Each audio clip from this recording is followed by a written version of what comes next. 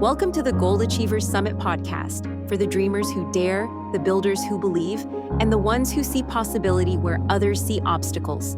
Hosted by Phil R. Taylor, this is where goal achievers discover the strategies that transform someday into today. Let's dive in.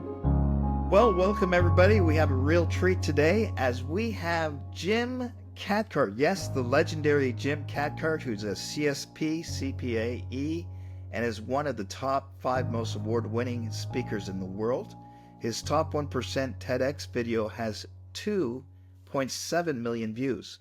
His 27 books are translated into multiple languages, including 3 international bestsellers. He's a certified virtual presenter and past national president of the National Speakers Association.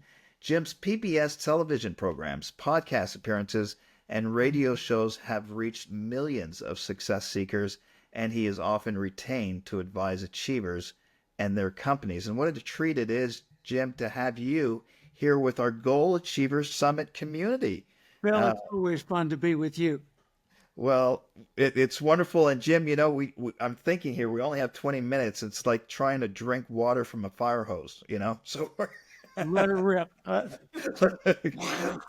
Let's see where it goes. But as you know, you'll be speaking at the Goal Achievers Summit. We're really excited about having you there.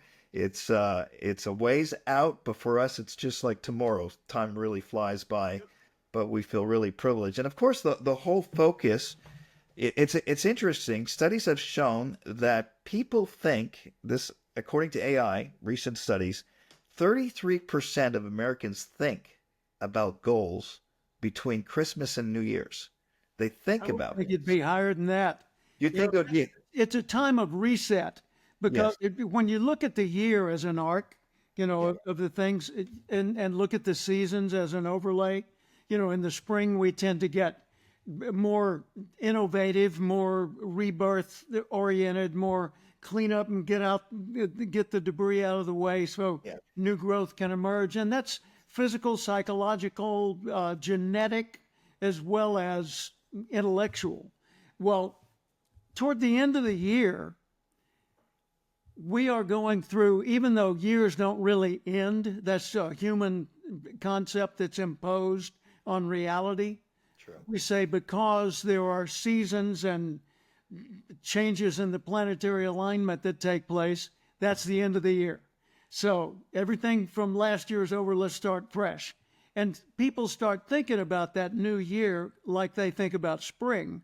And so they start dreaming. And those that are serious about their dreams start goal setting. Yes. Because a goal that's not written down, a goal that's not committed to, is not a goal. It's a wish or a fantasy or an urge or an impulse. It's simply a dream. Dreams don't come true. Goals come true. Yes. And so looking at goal achievers and what you've positioned the summit to be at the end of the physical year and the beginning, right before the beginning of a new one, perfect time for people to reflect, what did I learn this year? What did I experience this year? What made this year really worth savoring?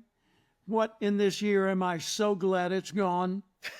And what do I want to do next? What's the highest and best use of my existence going into this new year? And doing that in a culture of other goal achievers, what a difference. Because most people, like the people that would show up in your surveys, most people are not surrounded by goal achievers. They're surrounded by a mixture of people, some of whom are positive people, many of whom are not. They say our world is divided into optimist and pessimist. And then there's a third group that say, no, I'm not an optimist or a pessimist. I'm a realist.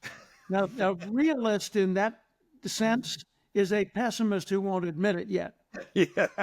And that's, it comes across as a joke, but I'm dead serious about that. Yeah. When people say I'm an optimist, what optimist means is you look at reality. You're not ignoring or denying reality. You look at reality and assume somehow, somewhere, there's probably a way. And so you keep looking for it. Yes. If you're a pessimist, you look at reality, exact same reality, Yeah. and you say, oh man, we'll never make it. Yeah. And you give up. Yeah. And the realist says, look, let's be realistic. Based on what we see, it can't be done, which is the exact same thing the pessimist said. That's true. So an optimist is realistic with optimism. A pessimist is realistic with pessimism. And a realist is a pessimist, flat out. So how do you approach the new year? Well, you and I tend to be a reflection to some extent of the people around us. Yeah. So if we're surrounded with small thinkers, pessimists, fear-based people, judgmental people, critical people, skeptics, if that's around us, it's going to show up in us too. We can be, I think I can, but constantly bombarded by, no, you can't, no, you can't, no, you can't. Yeah. And it's not going to show up. So when you get into a team, a culture of goal achievers, boom, your world explodes. Well, I think you just made the case as to why to be at that event. Yeah. Because you're going to be surrounded by those optimistic realists. We need to intentionally Yes. select the people we think with. Yes. Intentionally select the environments we work in. Yes. And if we can't change our environment, shape our environment. If they gave you a suit that's too big for you, tailor the jacket. Yes. Later, tailor the pants. Yes. Then take up the sleeves so that they're the right length. Yeah. You know, tailor your life Yeah. year by year, month by month, become a better and better, more perfect fit for who you are and what you dream of. Yeah. Yeah. That's wonderful. And you know, you were kind of surprised. I was surprised at how high that was, 33%. That's over 100 million Americans. Well, that's a good point. But at the same Sign 'em time, all up for a penny apiece. it kind of makes you wonder what the other 66% are doing, though. You know, that's kind of also an interesting stat. I'll tell you But what you're doing. as we know, I think the They're stat drinking beer, eating ice cream. Yep. Yeah, all that good stuff. Which I think the stats, if I'm correct me if I'm wrong, is about 3% of the population has written down goals with an action plan. Historically, that's been the number they've said. There was an old study that came out of, I think Harvard did it long ago, like when our parents were young adults. Yeah. And they showed that a group of people, like graduates, like 50 years later, Yeah, longitude study. yeah, the ones who had achieved things were like 3% of the group, and the one distinguishing factor was that they had written goals and the others didn't. Very interesting. I think that's a very, when you look at stats, I think we're not too off on that 3%. What would prevent somebody from thinking about goals and not actually putting them down as you define goals to be? Well, you and I are both Christians, so that gives us an edge. Yeah. If a person believes that there's a reason for life to exist, if they believe in a loving creator, whatever form that takes, I'm not, saying you got to believe a particular religion, but if you believe there was a creative source, that there is a creative source that made all of this happen, and it's a positive source, a life-affirming source, then you tend to put more importance on life, yours and other people's lives. Yeah. Okay, if you believe that this was a cosmic accident, that something hit something else in the field of nothingness and caused a big bang explosion, and from that, over millions of years, came you and me with all of the miraculous features that make us human, then life's a crapshoot. Get while you can, the best that you can, and don't get hurt. Yeah. So that's where worldviews emerge from. Yeah. And I think that really is a huge separating factor among society. Those who believe there's a purpose to life, and those who believe life is just a genetic accident, a coincidence, right? And I've led dozens and dozens of group discussions among multimillionaires in a gated community in California over many years. And the group discussions would have up to 30 people in the room, 12 to 30. And we would talk about fascinating topics. And by the end of the night, there were always two camps of thought, two schools of thought in that room represented. And I kept going back and reflecting and thinking, what's the difference between this group and that group? And it was, in the final analysis, after 39 of these sessions over a 4-year period, it was almost without exception. Do they believe that life has a purpose, that there's a creator? Do they not believe it? Wow. And that's What's the percentage split from the two that you've seen?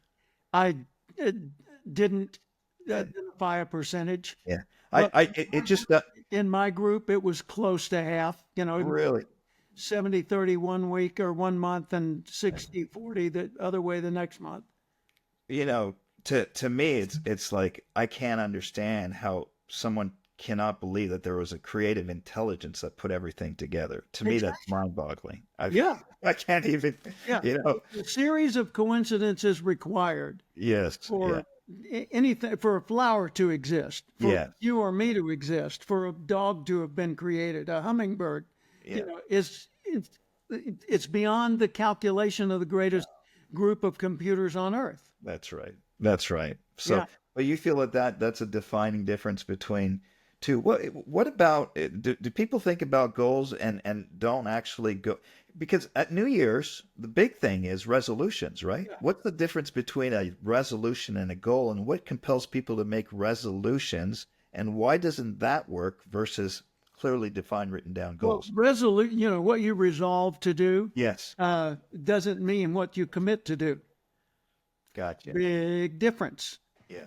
I resolve to be a better man. I resolve to, which is so non-specific that you can hardly measure it. Right. But if I make that specific, I will do no harm. I will look for ways to make the world better for other people daily. Right. I will, and you define what being a better man or better person might be, then you can live up to that. But that's the difference between the resolutions, like I'm going to lose weight and get in shape. Yeah. You want to bet? The difference between wishes and goals is huge. Yes. I've been at in this field of applied behavioral science, which is basically practical psychology. I've been in this field since 1974. Wow. Full time. And I've studied it from so many angles and it's so many different places around the world that what I know counts. Yeah. It's substantial now. Yeah. Early on I was quoting other people, but now I see things clearly on my own many times. And something that I've noticed is that there is one distinguishing characteristic of successful people. One. Everything else you'll find a variance. The one thing, they decided to succeed. Gotcha. They didn't attempt. They didn't hope to succeed. They didn't plan to succeed only. They decided, I'm going to succeed. Yes. And I've explored that to test that theory. Yeah. And I've never found an exception to it. Now, when I say decided to succeed, that means like when I decided to quit smoking, January 25th, 1974, but who's counting? On that day, which coincided with the day I got baptized, by the way, I decided I'm done. I don't want to be reborn spiritually as a smoker, so I'm giving up smoking, and I'll never smoke again. Now, friends of mine at that time said, how can you know that? Right. Because I decided to quit. Well, yeah, but what if it's really, really hard? And I said to them, then it's really, really hard. It doesn't change what I decided to do. It just makes it more painful. Yeah. What if you get really tempted? What's your point? If I get really, really tempted, I'm not going to cave. Yeah. I decided to quit. By the way, I had engraved cigarette lighters that had been given to me by family members. I gave them away to strangers so I couldn't get them back. I got the ashtrays out of my house and I told everyone I knew, ours is a non-smoking household. This was 1974. Yes. Most people smoked. Yeah. It Yeah. was considered antisocial to not encourage smoking in your home. Wow. I had friends who walked away from me because of that. Wow. Yeah, I remember smoking on planes back. Absolutely. Yeah, you had a little ashtray right there in your armrest. Yeah. I'll tell Armrest and an ashtray. Well, that's interesting because that was would you say that was a goal for you? No. No, Well, it became a goal. You know, it became first. It was a commitment, and then the fitness part of it was a goal. okay. The quitting, becoming a non-smoker was an instantaneous goal achieved final deal. Yeah. All the implications of that were the things I had to figure out how to deal with. Yeah. But that's the thing. If you decide to do something, Yes. let's say you decide I'm going to be governor of my state. Right. Well, that's not necessarily going to happen, but chances are good if you've committed to that, Yeah. you will find a way. Now, let me give you an example Yeah. in a different context. At age 13, my brother-in-law, my wife's little brother, Sam, at age 13 in Little Rock, Arkansas, he said to me, Uncle Jim, I want to be an astronaut. And I said, well, Sam, if you want to be an astronaut, then you need to make some important decisions. Yeah. For example, you need to decide who you're going to run around with because you don't want to hang out with the kind of people that later the astronaut program would say, that wasn't a very good choice. Yeah. And you need to make sure that your grades and your behavior and the relationship you have with people in authority is such that it adds to you being chosen for the astronaut program when you get old enough. So he got serious about it.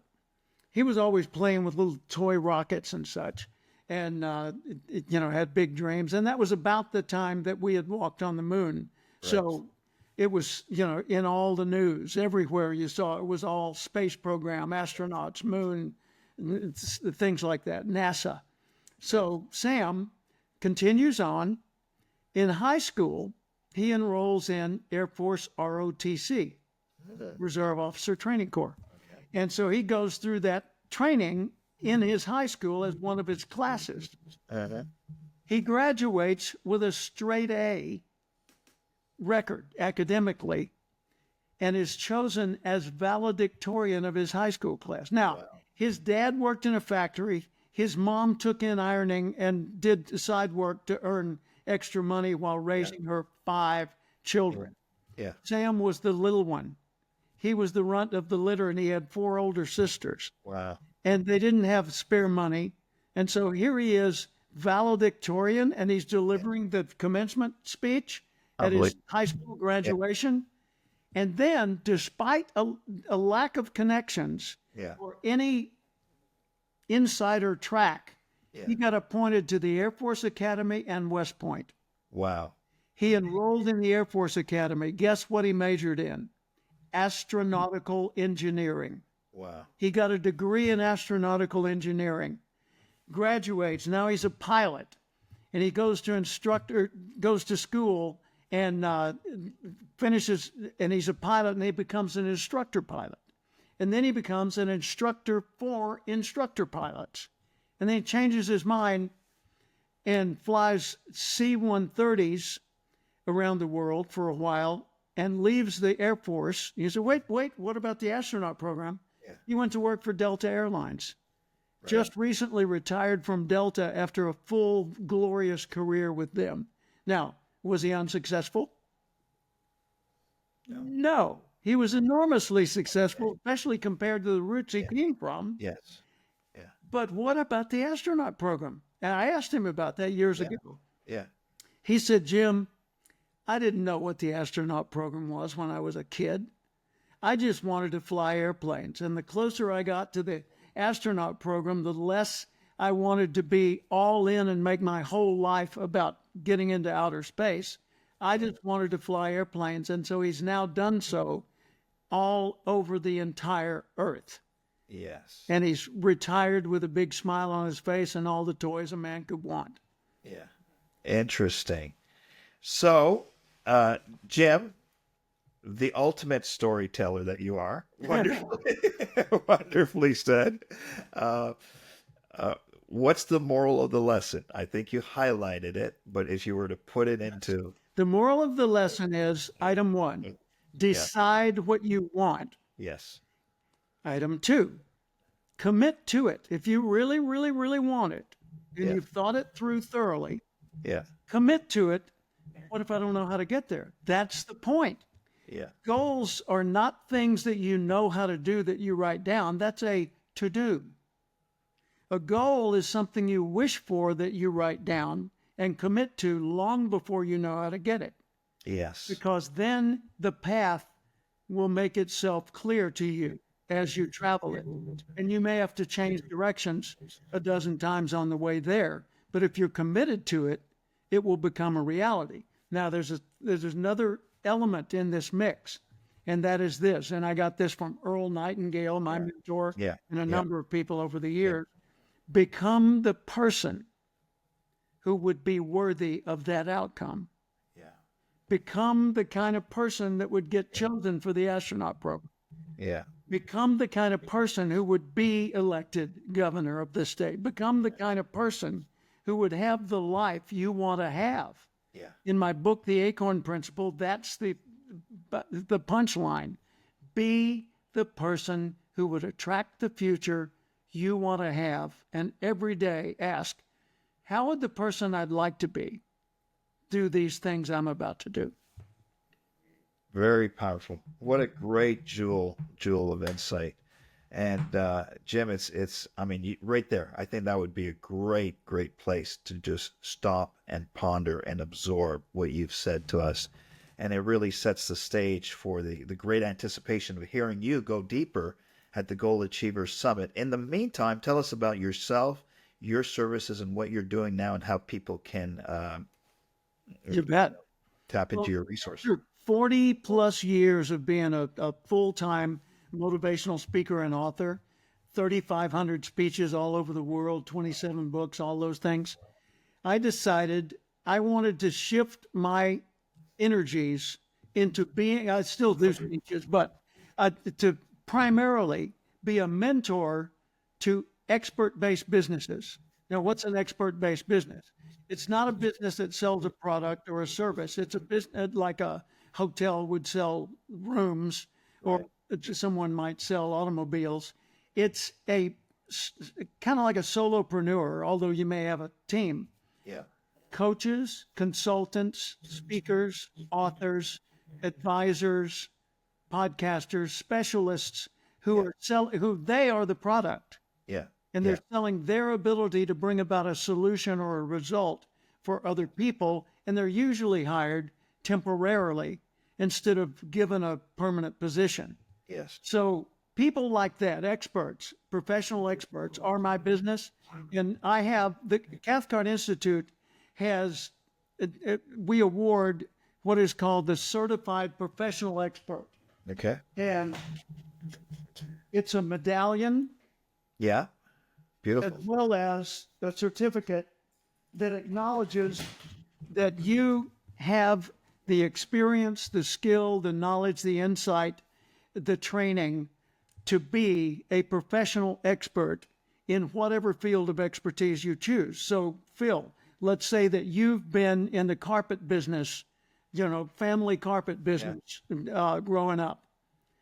And you know carpets cold, forward and backwards. So you can be a carpet consultant and get to the top of that industry pretty easily. Yes. Well, if you've been through the Certified Professional Expert training, Cathcart Institute, you can take the expert skills, not the carpet skills, but the professionalism skills, and enter a totally new field, and within a year or two be one of the top players. For example, You say, I've always wanted to go into music, Yeah. but I don't play an instrument and I don't know anything about music. Right. With this training, Yes. you could figure out how broad is the music business, how deep is it, who Yeah. are the players, where are the greatest opportunities, Yes. what are the hardest paths to pursue and the easier paths, Yeah. where's their leverage, who should I know, and how can I help them get what they want, like Zig Ziglar says, Yeah. so Yes. that they will then be willing to give me what I want. Yes. And within a year or two, you name it, be known everywhere. And even though you might not play an instrument yet, you'd be able to give me Mick Jagger's home phone number. Yeah. Well, that's very powerful, and those that have gone through your program are very notable names, such as Nito Cobain, Ivan Miser. Could you? Yeah, Nito Cobain. Well, Nito and I've been colleagues for so long. Yes. Since Yeah. 1979. Yeah. And, Yeah. and I've learned from him and he's learned from me, but I think I'm the one that learned more. But Nito Cobain, Brian Tracy, Tony Alessandra, Les Brown, Patricia Fripp, it goes on and on. There are a lot of them. Don Hudson. Yeah. There are 29 people who now have been certified as a professional expert. And Ivan Meisner of BNI Business Networking. Yeah. And it goes on and on. Yeah. That's an impressive list. A very, very, very impressive list, and it goes back to watch who you surround yourself with. Gravitate towards those that are of a certain mindset, and you certainly bring that to the forum. Well, Jim, it's been a pleasure. Again, where can we find you? Well, the easiest way to find me is Cathcart, my last name. Google Cathcart, cathcart.com, and they'll be able to find you.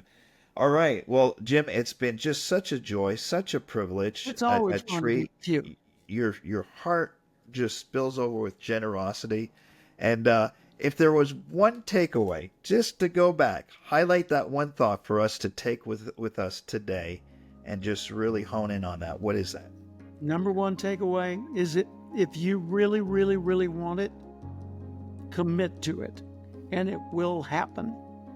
Jump and the net will appear, but don't jump before you figure out where you want to end up.